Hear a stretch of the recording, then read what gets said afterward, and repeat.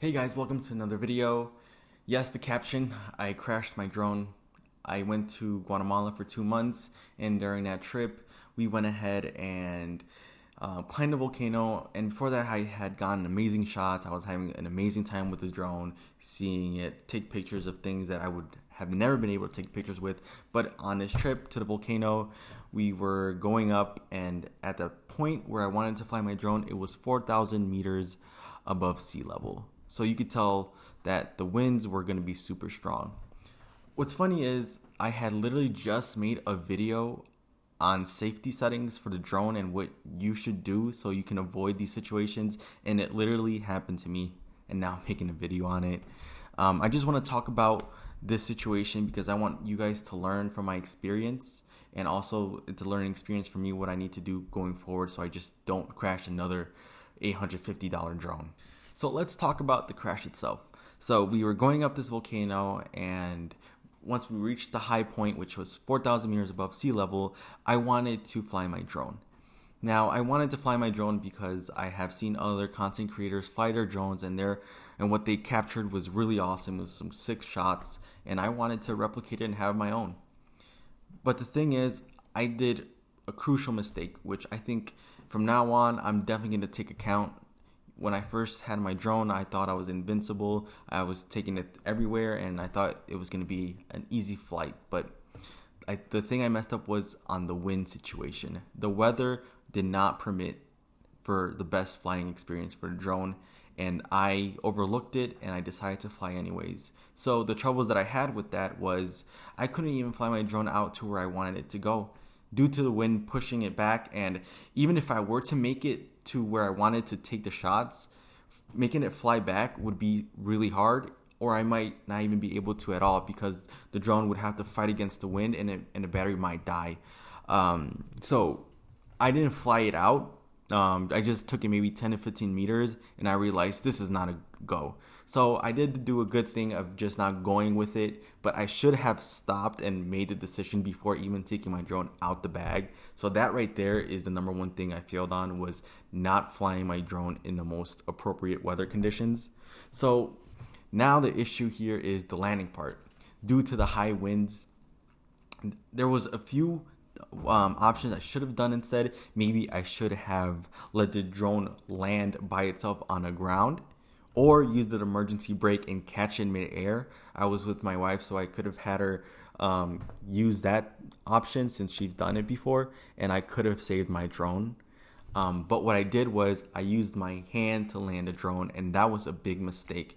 Usually, that's my go-to to landing drones, is using my hand, but I've never landed my drone on my hand in windy conditions, and without that experience, I feel miserably. What happened was, I'll just put I did record it, so I'm gonna put it up right now. So basically what happened was, when going down, I had put my hand down, and then the drone was sensing my hand as a ground, and it did get to my hand. And sometimes the drone takes like half a second to determine if this is a ground, and at that point the wind was so strong it made my hand move a little bit, and the drone went a little bit to the edge of my hand, at the tip of my hand, and then it kind of tipped, and that made the drone realize, like, okay, this isn't ground, and it started to propel the propellers again. Even it was so close to turning off, but it just started going like super speed, and since it tipped, it went straight down, and then it tried to fly up, but it just crashed straight to the ground. So that was second mistake I did there, was not using the appropriate landing. And to be honest, I'm happy that it crashed on the ground where I could go to it. If you know the insurance, if you don't have the physical drone, it's like around $300-ish. But if I have the broken drone, I think it was $65 that I paid for, so that's a good thing. After that, it was really bummer. I didn't have a drone to fly for the rest of my trip, and I was going to other places that would have been such a great place to fly, and it wouldn't have been so dangerous. Once I got back, I did go ahead and use my insurance, which was the one through DJI. I'm gonna make another video separate on the process of that, and it was such a great experience. But I used the $65 get a new one instead of repairing the broken one. After doing that dumb mistake, I did learn a few things, and I want to go over that because these things are not cheap. And although it does some amazing things, sometimes the opportunity isn't just for it, and it's not worth the risk. It's not worth your drone, and it could have gone a lot worse. But I just want to go over a few things that I learned. I guess the biggest one is weather. Literally, if it's not the best situation to fly drone, just don't fly it. There is a certain pressure that you get when it's up in the air and the conditions are horrible. You really get kind of nervous that you don't want to crash your drone, and I think that makes it even worse and makes you crash the drone. So whether if it's only flight, I also learned not everything has to be a drone shot. You don't always have to use your drone to take pictures. I literally got some really nice pictures, some really nice videos of that volcano trip, and I'm happy with it. And that just makes me realize that, you know, although we have this awesome tool to take pictures and express our art in that way, sometimes it's just not the best option. And I think from going forward, I'm just going to be a lot more cautious on where I fly my drone, and I would have to justify a lot more if it's really worth it, especially now that I experienced that, yes, you can crash your drone very easily. Because in the beginning, you may feel like you won't crash it, and it's really hard to crash it. Like, how can you crash your drone? Just look around you and just land it in the open area, and you're good. But it's more to it than that. So definitely going to pay a lot more attention and be more cautious when I fly my drone. The third thing is, just because others have done it shouldn't mean I should do it too. Like I mentioned before, a lot of people had flown their drone, and it was some amazing shots. I really thought that, man, I'm going to take the best shots of my life. And to be honest, it is a dangerous area, but I'm pretty sure all of them had triple the experience that I have flying drones. So just because you see other people do it doesn't mean that you should.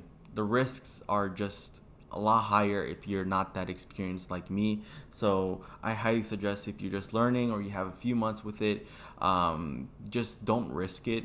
Especially if you don't have insurance, because if you don't, you're gonna have to pay a little bit more. And I think the last thing I learned is, as a beginner, I need to have a lot more restrictions on how I fly my drone. I think due to I like to travel a lot, and if you like to travel a lot, you see all these places and you want to fly your drone with it because it's awesome, but at the same time, you may not have the experience for it. And you need to be a lot more careful. I'm going to be a lot more careful on how I fly this thing. And like I said, I will need to really justify it so I can fly my drone, because I just don't want to crash it again. I literally have just 2 more tries. I mean, 2 more. I bought this one, which was $65. I think the next one's $75. And after that, my warranty is out, and I'm out of luck there. In conclusion, guys, I just want to go ahead and share my experience so you guys can learn from it and not make the same mistakes that I did. Literally, now that I see a lot of the crashes that happens with these DJI drones, a lot of it has to do with user error, and this one was 100% user error. So it's a learning experience, but I learned the hard way. So if you have any questions or concerns, just put in a comment, or if you've crashed your drone, put your story down there. I'd love to read it. Or if you have any additional comments, or if there's something in my video that that needs to be corrected, go ahead and put that down there. We're all learning here. I'm not saying I'm a professional, but I'm definitely going to keep posting things that I see may be value to other people. So thanks for watching, guys, and I'll see you guys in the next one.